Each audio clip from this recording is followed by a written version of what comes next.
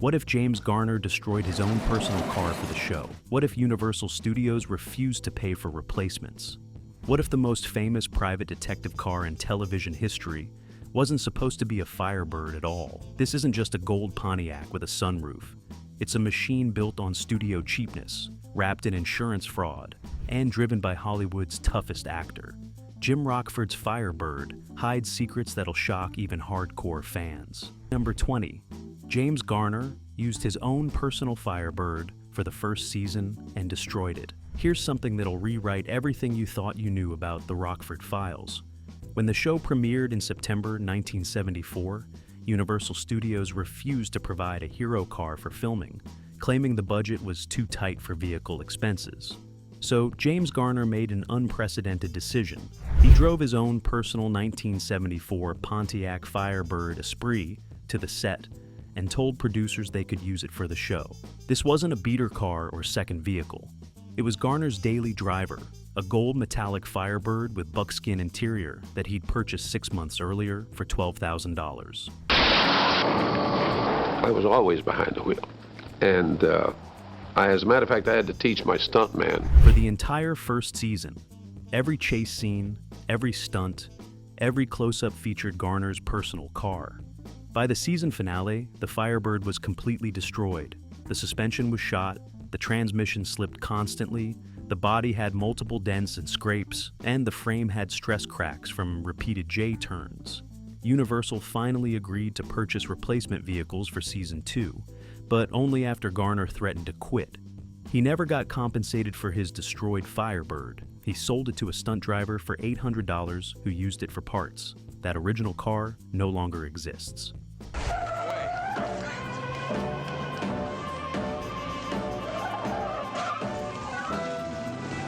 Number 19. The license plate 853 OKG became the most recognized plate in television history. Every Rockford Files fan knows that license plate, 853 OKG. It appeared on Jim Rockford's Firebird throughout the show's 6-season run, from 1974 to 1980. But here's what nobody tells you.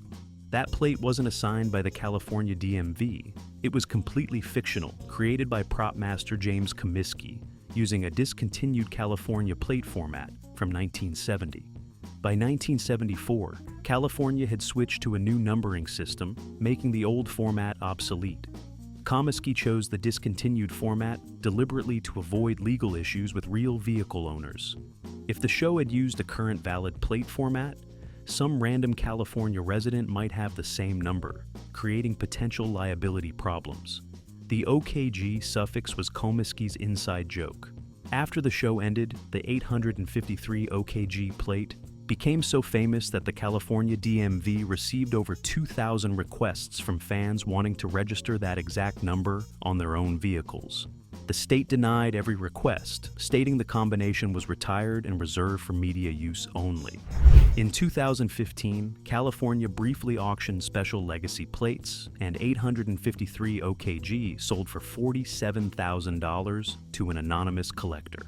The original prop plate from the show resides in James Garner's estate, never displayed publicly.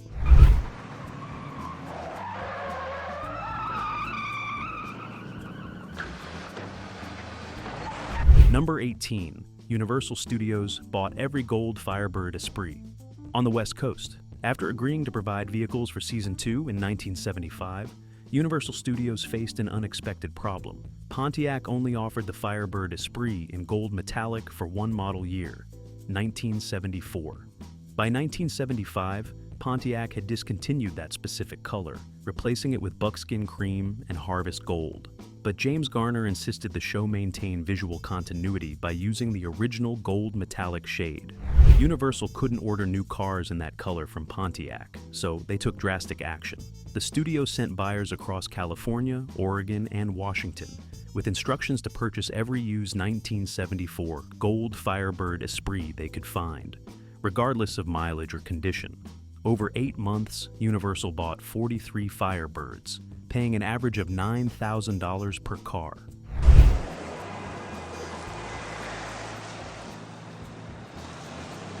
Many came from private owners who suddenly found Universal scouts knocking on their doors, offering cash on the spot. One owner in San Diego sold his Firebird while grocery shopping. He returned to the parking lot to find a Universal representative waiting by his car with a cashier's check. The studio eventually accumulated enough gold Firebirds to last through Season 4. By Season 5 in 1978, they had exhausted the supply and had to switch to Sierra Gold, a noticeably different shade that hardcore fans immediately spotted. Stumbling upon a filming scene of the Rockford Files. That's exactly what happened to Ted Perfecki. Number 17. James Garner did all his own driving and invented the J-turn. James Garner wasn't just an actor pretending to drive. He was a legitimate racing enthusiast who'd competed in the Baja, 1000 and Riverside Grand Prix before landing the Rockford Files. Universal's insurance initially prohibited Garner from performing any driving stunts, requiring professional stunt drivers for all chase sequences. But Garner hated how stunt drivers made the Firebird look too aggressive and unrealistic for a private detective character. So he developed a signature move that became his trademark, the J-turn, also called a reverse 180.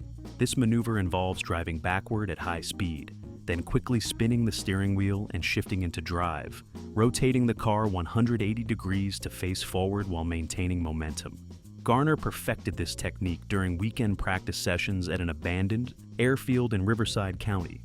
He then demonstrated it for Universal executives, proving he could execute it safely and consistently. And that had nothing to do with it whatsoever. What I did, I asked for 3 things, hoping to get 2.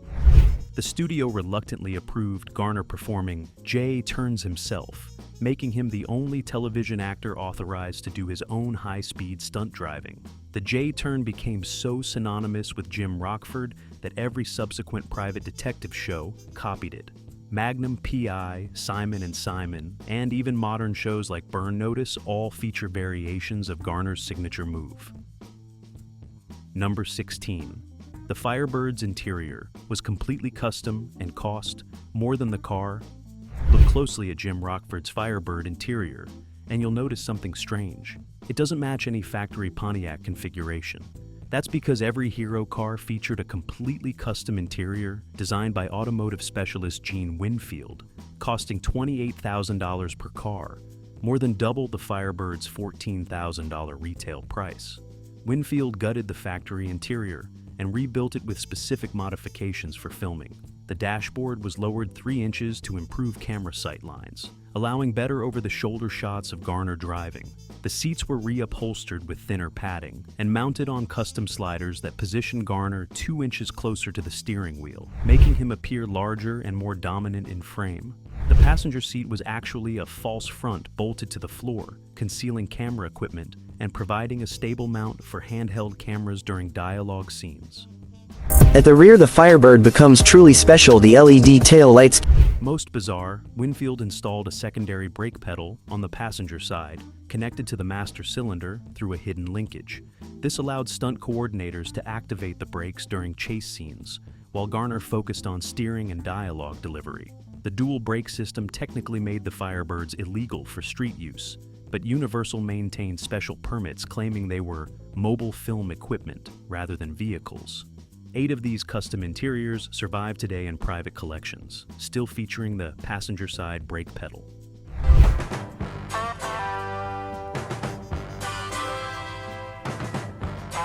Number 15, the theme song's answering machine. Message cost $200 per episode to record. Every Rockford Files episode opened with Jim Rockford's answering machine playing over the theme song, featuring a different message each week. These weren't simple voice recordings. Each message cost Universal Studios $200 in 1970s money, equivalent to about $1,000 today, because of Screen Actors Guild requirements. Every voice on that answering machine had to be a paid SAG actor, even if they only spoke for 8 seconds. The production couldn't use crew members, interns, or uncredited voices. They hired working actors specifically to record these throwaway messages. Some became running gags, like the character who repeatedly called about unpaid bills or the wrong number messages. Guest stars occasionally recorded their own messages before appearing in episodes. Lauren Bacall, Rita Moreno, and Isaac Hayes all left answering machine messages that aired before their episodes. Here's how to use it. First, using any standard cassette player, listen to the messages and select one. The most expensive message cost $800 in Season 4 when they hired a 4-person barbershop quartet to sing their message in harmony, requiring separate SATA payments for each singer plus residuals. Production coordinator Stephen Cannell found the answering machine gimmick so expensive that he tried to eliminate it in Season 3. Fan backlash was so intense that Universal restored it immediately. Those simple messages became one of the show's most beloved signatures, despite costing nearly $5,000 per season. This is Jim Rockford. At the tone, leave your name and message. I'll get back to you. Jim, it's Norma at the market. It bounced. Number 14. Pontiac refused to sponsor the show. Because Rockford was too poor, the Rockford Files featured Pontiac Firebirds in every episode for 6 years, providing millions of dollars in free advertising for General Motors. Yet, Pontiac never paid a cent for the placement and actually tried to stop the show from using their cars. When producer Roy Huggins approached Pontiac in 1973, offering prominent product placement in exchange for free vehicles, Pontiac's marketing department rejected the deal. Their reasoning was brutal and honest. Jim Rockford was a struggling private detective who lived in a trailer, charged $200 per day plus expenses, and constantly got beaten up. Pontiac didn't want their performance brand associated with a character they viewed as a loser. The marketing team believed Firebird buyers wanted to identify with winners, not down on their luck detectives. Roy Huggins went ahead without Pontiac's blessing, purchasing Firebirds with a production budget. When the show became a massive hit, Pontiac executives changed their tune and claimed they'd partnered with Universal Studios from the beginning.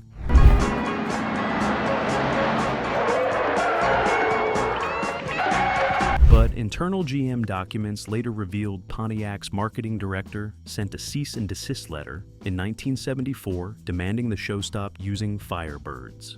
Universal's lawyers responded that they'd purchased the vehicles legally and could use them however they wanted. The controversy quietly disappeared, but Pontiac's rejection became legendary in marketing circles as one of the worst product placement decisions in automotive history. Firebird sales increased 42% during the show's run. Number 13, the famous parking lot. Donut scene destroyed 5 Firebirds. In one day. In the season 2 episode The Kirchhoff Case, Jim Rockford evades pursuers by spinning donuts in a parking lot, destroying several other parked cars in the process. This 30-second sequence destroyed 5 Firebirds and cost Universal Studios $92,000, making it the most expensive per-second footage in the show's history. Stunt coordinator Royden Clark needed multiple takes to capture, different camera angles, and ensure continuity. Each take required a fresh Firebird, because the spinning maneuvers would overheat the transmission, warp the brake rotors, and shred the tires beyond recovery.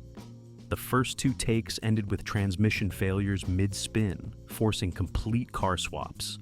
The third take was perfect, but director James Garner wasn't satisfied with the camera angle. The 4th Firebird made it through the full sequence, but the footage revealed visible smoke from burning transmission fluid. The 5th and final attempt captured the footage that aired, but that car was so damaged it had to be scrapped.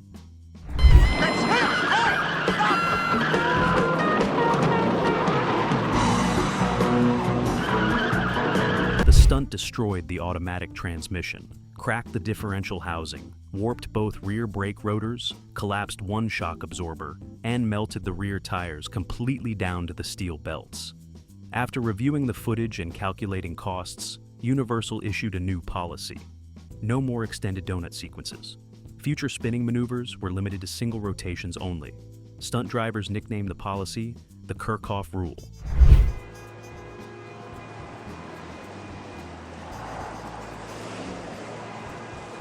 Number 12, James Garner injured his knee so badly he could never fully recover. During filming of the season, 5-episode Nice Guys Finish Dead in 1978, James Garner suffered a career-ending knee injury that plagued him for the rest of his life. The scene required Rockford to jump from the Firebird's hood while it was rolling at low speed. Garner had performed this stunt dozens of times without issue, but on this take, his right knee buckled on landing, tearing his anterior cruciate ligament and partially detaching his patellar tendon. He immediately collapsed, unable to stand. Emergency surgery followed within hours, with orthopedic surgeon Dr. Robert Curlin performing the ACL reconstruction. But 1970s surgical techniques weren't as advanced as modern procedures. Curlin couldn't fully repair the patellar tendon damage, leaving Garner with permanent instability. For the remainder of the Rockford Files, Garner wore a custom knee brace under his pants in every scene. Wide shots showing him running were actually his stunt double. His cheek, and he didn't want to be a hero. Close-ups of Garner running were filmed at half speed, then sped up in post-production to hide his limp. The injury forced cancellation of the Rockford Files after season 6 because Garner physically couldn't continue performing even basic stunts. He later sued Universal Studios for $4 million, claiming the production pressured him to perform dangerous stunts despite inadequate safety measures. They settled out of court for an undisclosed amount. Garner walked with a noticeable limp for the remaining 36 years of his life.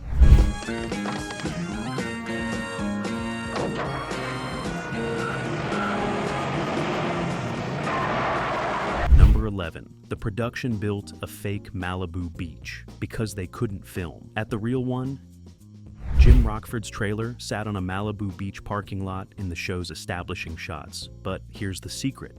That beach doesn't exist. Universal Studios built a completely fake beach on their backlot in 1974 because they couldn't secure filming permits for actual Malibu locations. California Coastal Commission regulations prohibited regular commercial filming on public beaches, especially for a weekly television series requiring consistent access. The fake beach cost $180,000 to construct, featuring 200 tons of imported sand, artificial rock formations made from sculpted foam and fiberglass, and a massive painted backdrop showing the Pacific Ocean and Malibu coastline. The construction crew even installed a wave machine borrowed from a water park in San Diego, creating realistic surf sounds and movement visible in wide shots.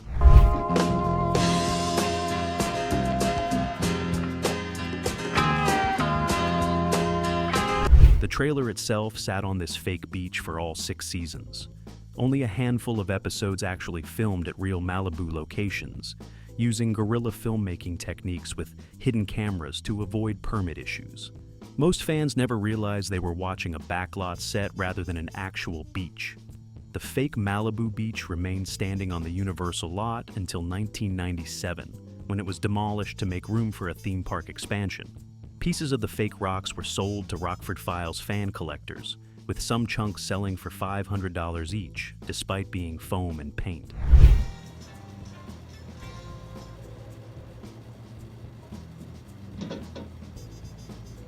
Number 10, the Firebirds' famous Rockford turn was illegal and got stunt drivers arrested. James Garner's signature J-turn maneuver was illegal under California Vehicle Code, Section 21708, which prohibits unsafe backing and reckless driving. Multiple stunt drivers working on the Rockford Files were cited and arrested by California Highway Patrol officers who witnessed them practicing J-turns on public roads. In 1976, stunt driver Hal Needham was arrested in Simi Valley while rehearsing a chase sequence on a closed rural road. A CHP officer happened to drive by, saw Needham performing repeated J-turns, and issued citations for reckless driving, an exhibition of speed.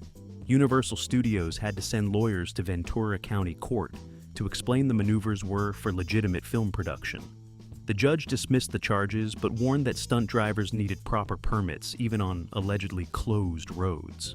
After 3 more arrests in 1977, Universal established a formal permitting system where they'd notify local law enforcement before any stunt rehearsals. But officers still occasionally cited drivers who strayed outside designated practice areas. The most expensive incident occurred in 1978, when stunt coordinator Royden Clark was arrested, and his Firebird impounded during an unauthorized practice session on Pacific Coast Highway. Universal had to pay $1,500 in towing and impound fees, plus legal costs, to recover the car. James Garner himself was never arrested because he only performed J-turns during official filming with full permits and police escorts.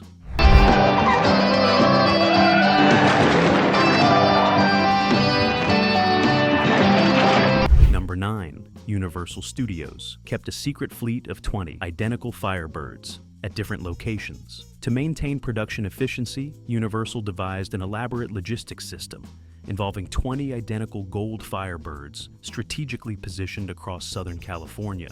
3 cars stayed on the Universal lot for close-ups and dialogue scenes. 5 cars were stationed at the Burbank Airport for traveling shots. 4 cars lived at the Simi Valley Ranch used for rural chase scenes. 3 cars remained at the Santa Monica location, used for coastal driving scenes. 2 cars were always in the shop receiving repairs, and 3 backup cars stayed in storage as emergency replacements. Each location had its own crew responsible for maintenance, continuity, and keeping the cars camera ready. This distributed fleet allowed the production to film multiple units simultaneously without transporting cars between locations, saving hours of production time. But the system created bizarre logistical challenges. All 20 cars needed identical modifications, from the custom interiors to the suspension upgrades to the exhaust systems. Any visible damage had to be replicated across multiple cars to maintain continuity.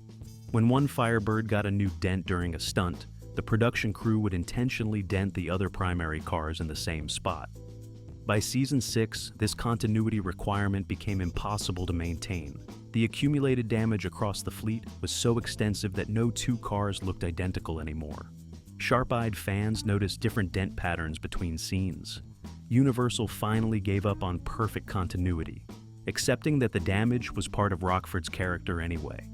8 of the original 20 fleet cars survive today in various private collections.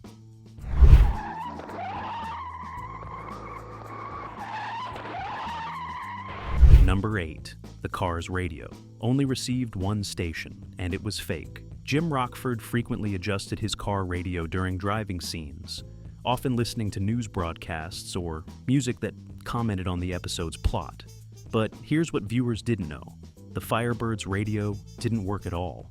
Every hero car's radio was a non-functional dummy unit installed purely for aesthetics. The radios couldn't receive any actual broadcast stations because the production had removed all the internal electronics to make room for hidden wireless microphones that captured dialogue.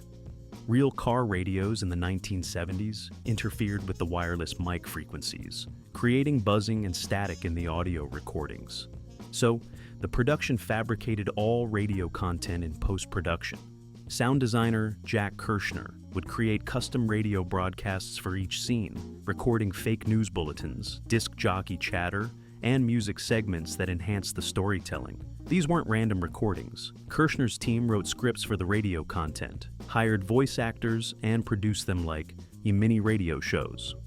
All right, we got these, the trunk is not rusty. It's a rust stain from something that was sitting in there. In the Season 3 episode, The Oracle Wore a Cashmere Suit, the news broadcast Rockford listens to contains crucial plot information, setting up the episode's mystery. That entire broadcast was scripted and produced specifically for that scene. Some episodes featured over 5 minutes of custom radio content. Universal paid full residuals to voice actors whose voices appeared on these fake broadcasts, treating them like regular cast members. This elaborate fakery cost thousands of dollars per season, but added an authentic atmosphere that made the Firebird feel like a real working vehicle. Looks like both of them. Number 7. The Firebird's engine was actually a Chevrolet and Pontiac. Tried to sue, despite being a Pontiac Firebird, Jim Rockford's car was powered by Chevrolet engines throughout most of the show's run. Universal Studios made this swap for purely practical reasons. Pontiac's 400 cubic inch engine, standard in 74 Firebirds, had reliability issues that caused constant breakdowns during filming. After going through 15 engines in the first season alone, Universal's mechanics recommended switching to Chevrolet's legendary small block 350 cubic inch V8, known for bulletproof reliability and easy maintenance. The production installed Chevy engines in every stunt car starting in Season 2, painting them blue to mimic Pontiac's engine colors and adding fake Pontiac valve covers for close-up shots. The hero cars used for dialogue scenes kept their original Pontiac engines since they rarely needed to perform hard driving. But Pontiac discovered the engine swap in 1976, when a promotional photo accidentally showed a Firebird's open hood with a visible Chevrolet engine block. Pontiac's legal department threatened to sue Universal for trademark infringement and deceptive advertising, arguing that showing Chevrolet engines in Pontiac vehicles damaged their brand reputation.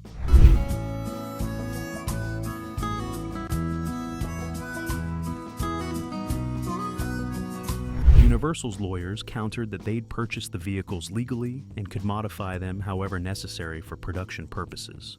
The dispute settled quietly, with Universal agreeing never to show open hoods in promotional materials, and Pontiac agreeing not to pursue legal action. Industry insiders found the whole controversy hilarious, since General Motors owned both Pontiac and Chevrolet brands anyway. Number 6. James Garner. Personally designed. The trailer and lived in it between takes, Jim Rockford's iconic mobile home wasn't just a set piece. James Garner personally designed the trailer's interior layout and furnishings, working with production designer Robert Kinoshita for 3 months before filming began. Garner wanted the trailer to feel authentically lived in, rather than looking like a Hollywood set. He furnished it with items from his own garage, including his actual coffee maker, his reading chair, a genuine answering machine from his office, and family photos that viewers can spot in various episodes. The trailer itself was a 1973 Sierra mobile home that cost $8,000. Universal purchased it from a retirement community in Palm Springs. Garner had the interior completely remodeled, installing real plumbing, functional electrical systems, and working appliances. Between takes during long filming days, Garner would actually relax inside the trailer, making phone calls, reading scripts, and occasionally napping. Too far. There. The trailer became his private sanctuary on set. Most remarkably, the trailer was fully functional and street legal. During breaks between seasons, Garner would have the trailer towed to his ranch in Ojai, where he'd use it as a guest house.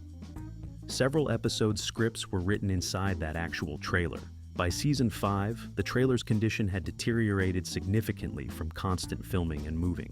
Universal wanted to replace it with a new unit, but Garner refused, insisting the worn and lived-in appearance was essential to Rockford's character.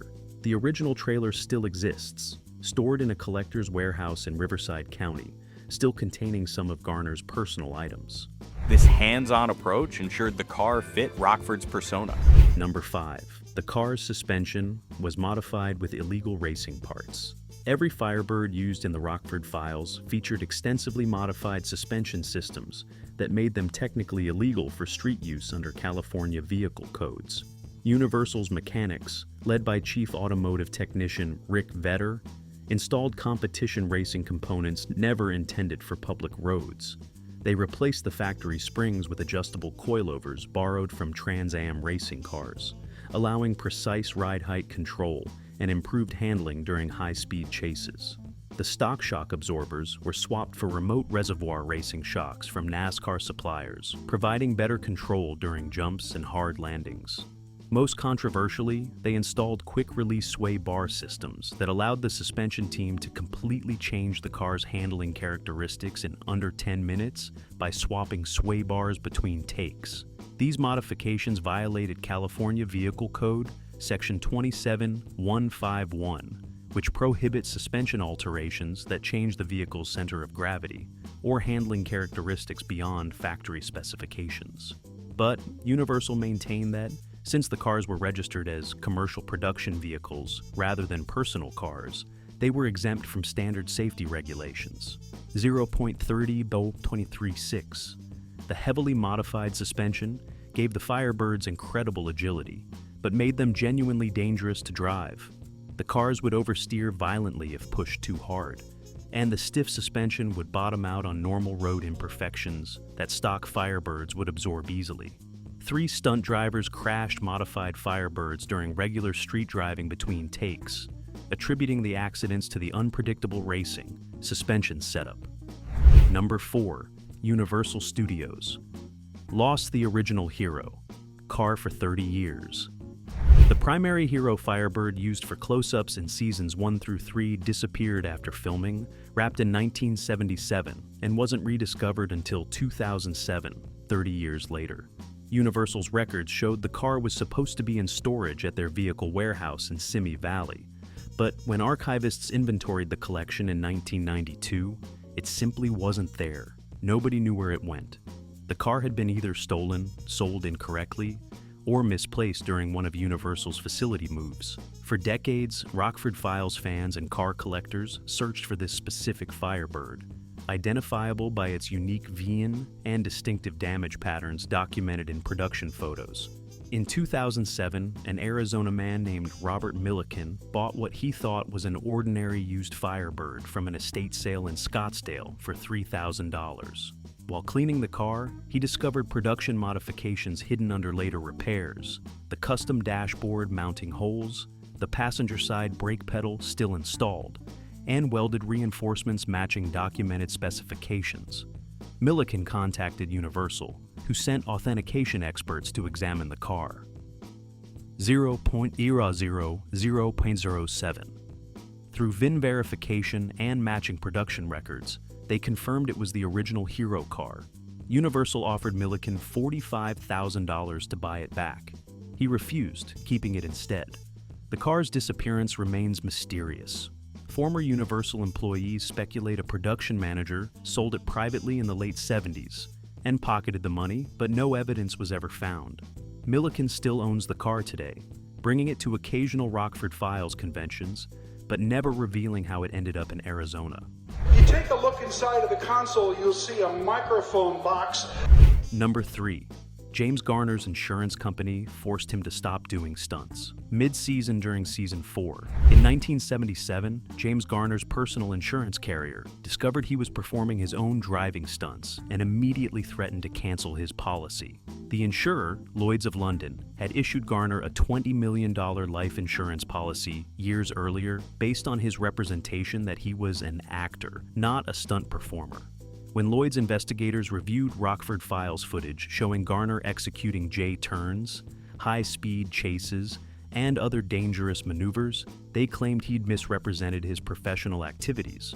Lloyd sent a formal notice stating they would void his policy retroactively unless he immediately ceased all stunt work. This created a massive crisis. Universal's production insurance covered Garner for on-set injuries, but his personal life insurance protected his family's financial security. Garner had 2 young daughters and significant financial obligations. Losing his life insurance was unacceptable, but he also refused to let stunt doubles perform the driving that had become Rockford's signature characteristic. The compromise came mid-season. Starting with episode 12 of season 4, stunt driver Gary Baxley began performing all driving stunts wearing a James Garner mask and wig. Existomt 1.11.0.18. Close-up dialogue shots still featured Garner behind the wheel, but any scene involving aggressive driving used Baxley in disguise. The transition is visible if you watch carefully. Early season 4 episodes show Garner's distinctive driving style and facial expressions during stunts. Later episodes feature noticeably different body language and driving techniques, plus more frequent cuts between wide shots and close-ups to hide the stunt double substitution. Bounce 33040. Number 2. The car's famous phone installation. Was Radio Shack's worst product failure. Jim Rockford's car phone was one of the show's coolest features in the mid-1970s, when mobile phones barely existed. But here's the disaster behind it. Radio Shack specifically developed that car phone for the Rockford Files as a product placement deal, planning to sell consumer versions after the show made them famous. Radio Shack invested $200,000 developing a Rockford phone system that could be installed in any vehicle. The units used early cellular technology connecting to experimental towers that Radio Shack helped build across Los Angeles County. They planned a massive marketing campaign around Jim Rockford's endorsement, but everything went catastrophically wrong. The technology was fundamentally unreliable, dropping calls constantly and suffering terrible audio quality. The The units cost $7,000 installed, equivalent to about $30,000 today, making them prohibitively expensive for average consumers. Worse, the FCC only licensed experimental frequencies in limited geographic areas, meaning the phones only worked in parts of Los Angeles and nowhere else in America. Radio Shack launched the consumer Rockford phone in 1978 with massive advertising spending. They sold exactly 47 units total. 0.2 to 0.18. The failure cost Radio Shack over $3 million and became an infamous case study in business schools about premature technology launches. The company discontinued the product after 6 months. On the Rockford Files, the phone systems in hero cars were replaced with non-functional props in Season 5 because Radio Shack stopped supporting the technology. Any scene showing Rockford using his car phone after Season 4 was pure Hollywood fakery, with no actual working phone system. Number 1. The final episode's Firebird was destroyed, and James Garner cried on set. When the Rockford Files filmed its series finale, Never Send a Boy King to Do a Man's Job, in December 1979, the production faced an unexpected emotional moment. The final scene required a standard driving shot of Jim Rockford cruising along Pacific Coast. Highway at sunset, symbolic closure for the character. Director James Garner chose to use the very first hero, Firebird, from Season 2, one of the few original cars still in decent condition after 6 years of filming. After completing the final take, the crew gathered around the Firebird for photographs and celebration. Then Universal's transportation coordinator informed everyone that all remaining Rockford vehicles would be scrapped the following week rather than stored. The studio had no storage space and couldn't justify the expense of maintaining cars from a canceled show. James Garner was devastated. This Firebird represented 6 years of his life, a character he'd embodied more deeply than any other role. He offered to buy the car from Universal for $20,000. Universal refused, citing liability concerns about the heavily modified and potentially dangerous vehicle leaving their control. As a studio truck arrived to tow the Firebird away to the scrapyard, James Garner openly cried in front of the cast and crew. Multiple witnesses described watching him sit in the driver's seat one last time, running his hands over the steering wheel and dashboard. Director Corey Allen captured these unscripted moments on film, though Universal never released the footage publicly. That Firebird was crushed 3 days later, along with 11 other Rockford vehicles, destroyed despite representing one of television's most iconic cars. Only 2 screen-used Rockford Firebirds survived the scrapping, rescued by crew members who bought them secretly against Universal's policies. James Garner never owned a personal Firebird again. 120, 1.27. Outro 20. Weird facts proving Jim Rockford's Firebird legacy was built on studio cheapness, corporate disasters, and one actor's dedication to authenticity. Which fact shocked you most? Drop your thoughts below, smash that like button, and subscribe for more deep dives into television's most iconic vehicles. This is Jim Rockford.